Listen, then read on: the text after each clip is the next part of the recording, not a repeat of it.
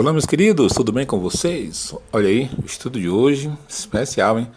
Falando sobre textos e contextos, ou simplesmente o contexto. O contexto é uma circunstância essencial na produção de textos. Ele corresponde ao conjunto de conjunturas materiais ou abstratas que rodeiam um acontecimento ou fato. Assim, o contexto são todas as informações que acompanham o texto, modo pelo qual as ideias se encadeiam no discurso.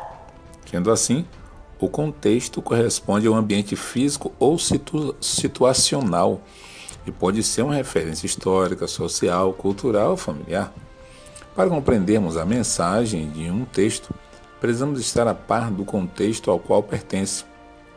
Isso para que a mensagem, transmitida pelo locutor, autor, emissor, seja inteligível para o interlocutor, o leitor, receptor. Todos os textos têm contextos, não só a Bíblia, e todos eles devem ser interpretados considerando o contexto. Quer um exemplo bem atual? Na televisão brasileira, ouça a Rede Globo e depois a Record, ou assista, né?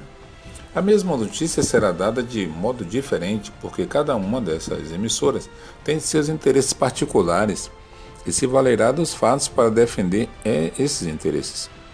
Deus, quando inspirou homens santos, profetas, para escreverem a Bíblia, tinham seus interesses, sem dúvida, que sabemos quais são.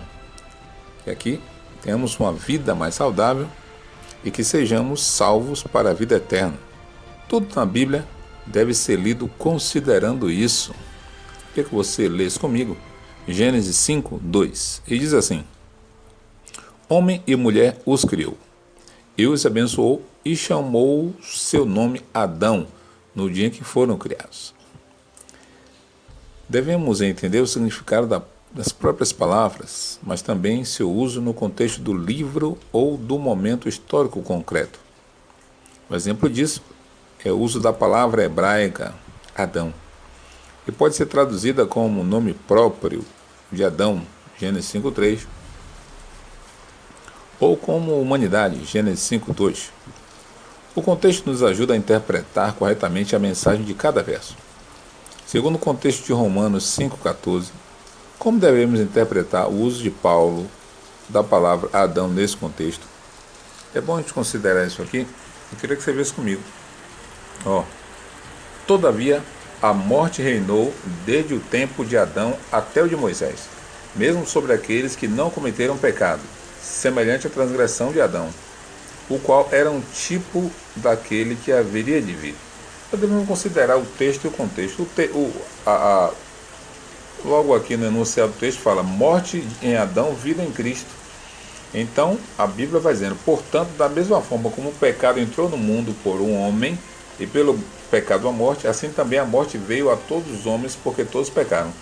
Só que depois, avante um pouquinho, ele fala: entretanto, não há comparação entre a dádiva e a transgressão. Por quê? Pois se muitos morrem por causa da transgressão de um só, foi Adão, muito mais a graça de Deus, isso é, a dádiva pela graça de um só homem, Jesus Cristo, transbordou para muitos. Então você percebe que o contexto aqui é fundamental, porque ele vai falando ali de Moisés, né? De Adão, que Adão pecou e aí o pecado entra para todo mundo, e depois faz uma analogia entre Cristo e Adão, né? Entrou o pecado por um só homem, mas a salvação veio por um só homem também, esse homem, Jesus Cristo. Então deixe seu comentário, deixe aí o que você entendeu sobre o contexto aí. Vamos lá, deixe os comentários, tá bom? No vídeo aí. Deus te abençoe, um forte abraço e até o nosso próximo estudo. Tchau, tchau.